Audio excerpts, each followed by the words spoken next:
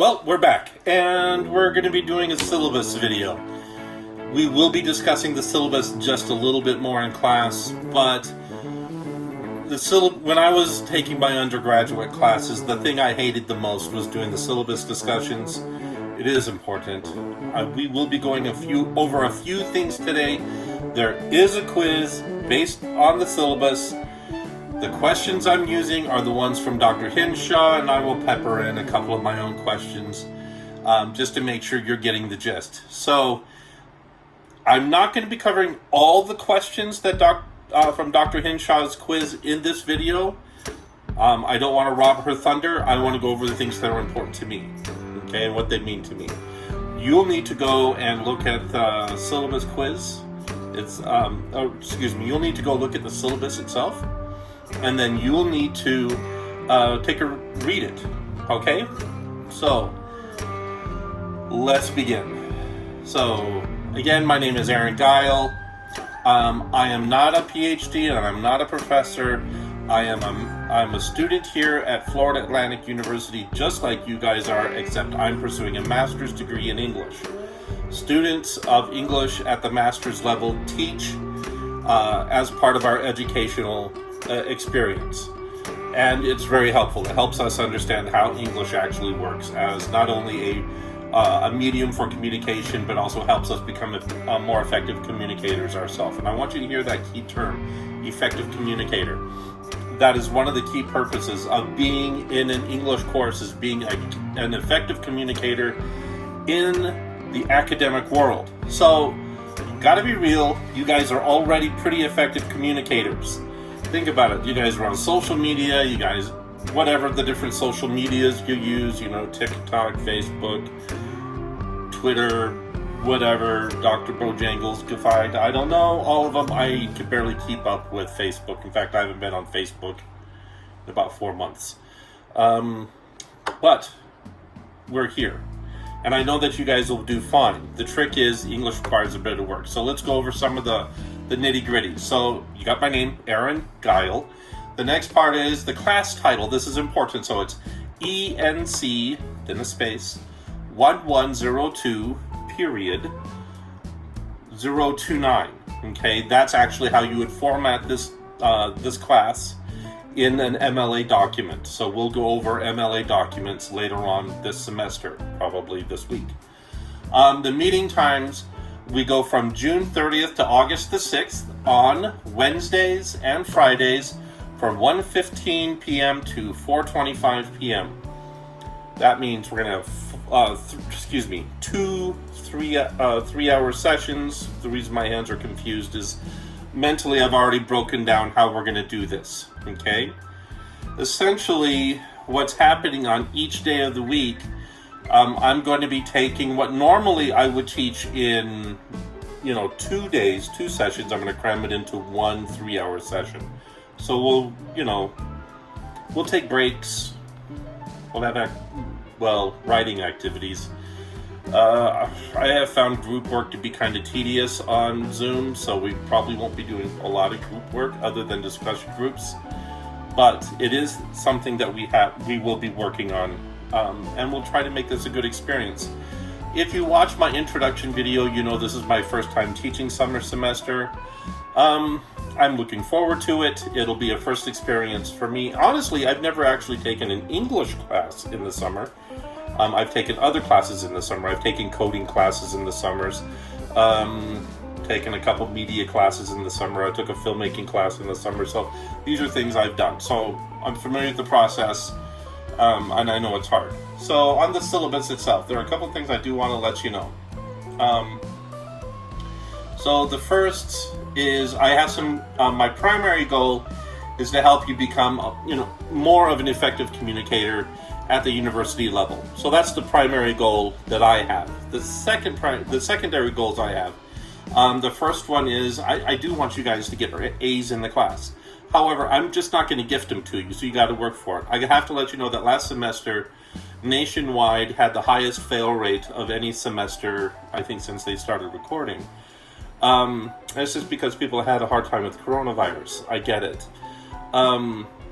And so everybody who stuck to it in my class, who came every time, or came as often as they could, who watched the recordings when they missed, who turned in as many assignments as possible as they could, they all passed.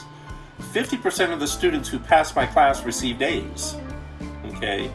So if you stick with it, you do all the assignments, your chances of getting an A are high. The issue is you have to work. Okay, so my goal is to give you an A. It's up to you to jump for it. Okay? All right? Okay. So, in order for you to become an effective communicator and also to earn that A, here are the things that I think you should do. One is turn in everything on time. That's going to be really important.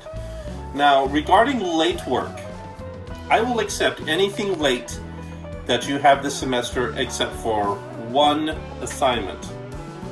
Only one. All the other assignments can be late, well, within reason. And the dates that you have to turn things on. I'm going to the calendar. So the last day that you can turn things in is August the 5th. Okay? The one assignment you cannot turn in late is on August 4th. You must turn in your final paper. Okay?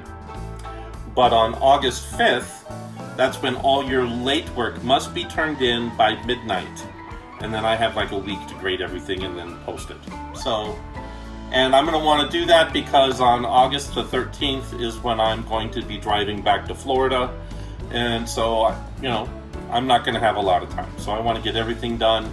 I have a class that I'm taking this semester too, so I have a lot of work as well. Okay.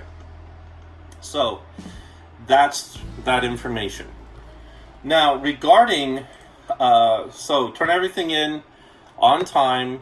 One thing cannot be turned in late. Everything else can be turned in late. Keep in mind, everything else can be turned in late at a penalty. Okay? That's why I say turn in everything on time. If you turn in things late, okay, then the highest grade you could receive on that grade, on that assignment, is an 84%. Okay?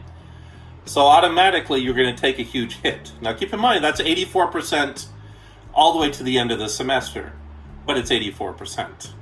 Okay? And then the final, if you don't turn in the final, I don't know what to tell you. It's actually the most important assignment. And the last 3 weeks of the whole term we're dedicating to that final. So keep in mind, it's not a hard paper to write. I don't want you to sweat. All right, the next thing is follow directions. You want the A, you follow directions. So if you follow directions in this class, you're going to get the A. All right. And then if you don't know something about MLA, remember, we're in a contracted amount of time. If you don't know something about MLA, please go to Purdue OWL. I'm going to here's the link right here, and then I'll be providing you a link in Canvas. And then during class, I'll show you where it is. And then in Purdue OWL, you can look up how to do certain things in MLA. Ultimately, it is your responsibility to make sure your papers are formatted properly according to MLA standards. Now, there might be a few exceptions. I will let you know what those are. However, you still have to do it according to MLA standards. Okay? We'll go over the ones that are the most key. We'll go over in class, but like how to cite things properly, how to set up your works cited page. I will be spending some time on that, but the majority of the time, you will have to be the one responsible for setting up an MLA works cited page, particularly since you've already taken 1101. And since you've taken 1101, that means you've done MLA work already. So Purdue OWL is your friend. Now, I do want to let you know regarding the syllabus that if class goes in a weird direction, I take the liberty that I will change it at any time if I need to. But the only reasons I've really changed it in the past, my first semester was in the second week, I discovered something terrible that I didn't anticipate, is that none of my students knew how to write paragraphs. I was shocked. And so I was like, how the crap does this happen? So I remodeled my whole semester in order to say, okay, you guys don't know how to write paragraphs, so now I'm going to teach you how to write paragraphs. Now, I don't teach grammar, but I do teach you how to write a paragraph, and that's important. All right. Achieve has grammar assignments in there. Those all come from Dr. Hinshaw. Just do them. Okay? All right, next. And then COVID was the other reason why I changed the syllabus. I flipped around things because of COVID, and that's reflected in this course as well. All right, so let's see. Now, most of the things that are in this syllabus comes from Dr. Hinshaw and Janelle Blount. Dr. Hinshaw is the head of the first-year composition committee here on campus, and so essentially she's my boss. She's the one who wrote most of the things in the syllabus, so please, pay attention to those items. They're very important. Now, there are a few things that I think that you'll really want to pay attention to, and those are the things we're going to go over in class today. So the first thing that we should really look at is plagiarism. So let's go to where plagiarism is in here. So regarding plagiarism, plagiarism is unacceptable at FAU. It's unacceptable at any university. The school I received my bachelor's degree from, they were very, very strict. Far more strict than FAU was. So plagiarism is a big deal. You must use your own thought and your own sources. If I catch you, my gosh, I'll email you, we'll talk, I'll give you a second chance.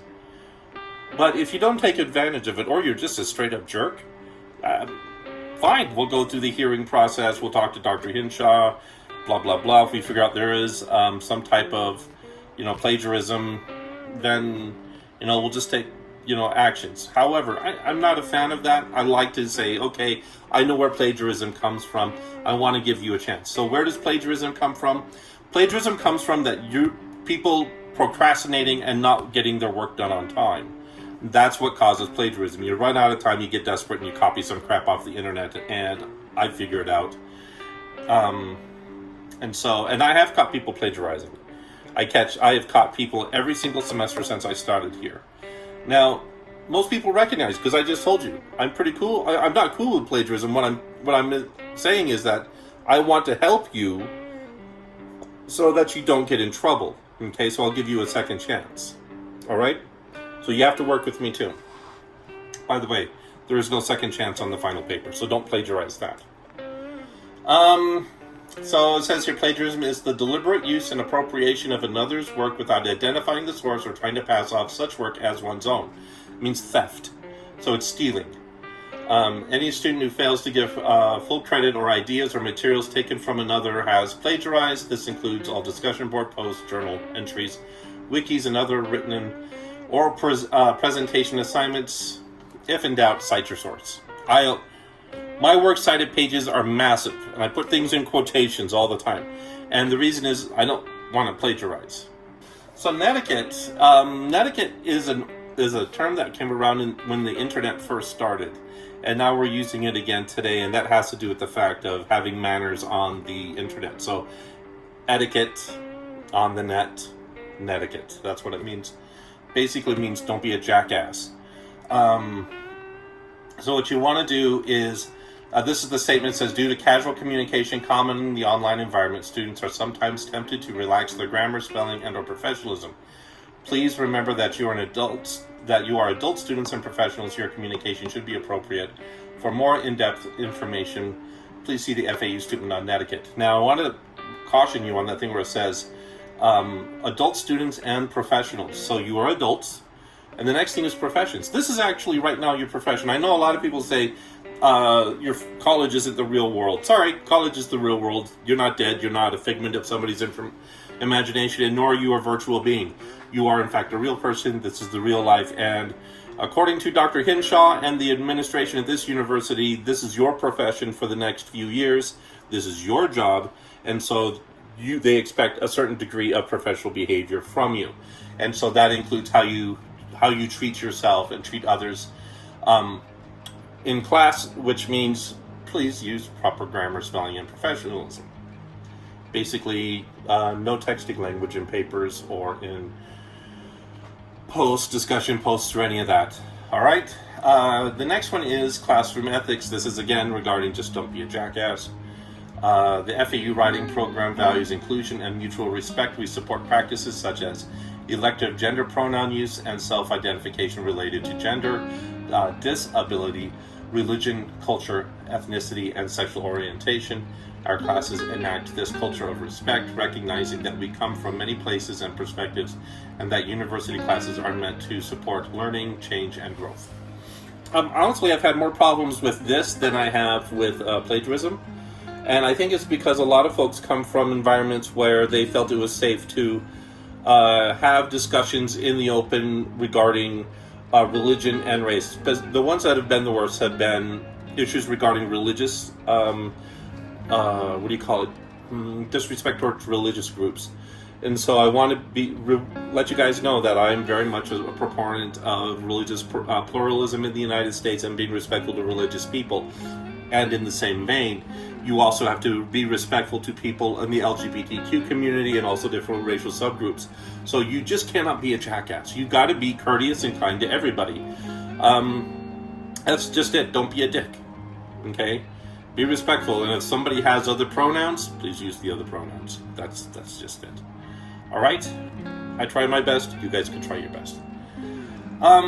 And the last thing is disruptive behavior. I've never had to use this. I've never had a problem, and I doubt there'll be a problem in the future. All right. You are responsible for reading all your emails and responding in a timely manner, and you are responsible for watching all the videos that I post and doing the discussion posts and also taking the quizzes. And if you miss a day, you're responsible for watching the recordings of the Zoom course and also to do all the in-class assignments that are a part of the class. So I will let you know that people who are absent often, who only watch the recordings, they tend to do very poorly in the class. My experiences have been very mixed when it comes to people who are just not present. That's why I want people to have their cameras on. That's why I take attendance. Okay. And that's all I really want to talk about. And the video is already 17 minutes long, so that's enough. I am a pretty flexible person. I try my best to get along. It's just how I am. However, there are a few things that you have to watch out for. The things you have to watch out for are things that you're going to experience in life anyways, because if you guys are going to go into the corporate culture after being in college, like many of you plan to, then you have these exact same policies in the workplace. Intellectual property theft is a big deal. You can't do it. The other thing you cannot do is be a jackass at work. You can't be a racist at work. You cannot be a religious bigot at work. You cannot be a religious person who hates people in the LGBT community at work. And so because you cannot do those things at work, you also cannot do them at school, because at FAU, this is your professional, according to FAU, and that's how they're treating you. So they want you to act like a professional. All right. Ta-da! We're done. There's more. Read it. There's the quiz. Make sure that you're ready for it. And there we go. Thank you so much for watching. I'm sorry it was a long video, but those are things we wanted to discuss. All right. Have a good one. Bye.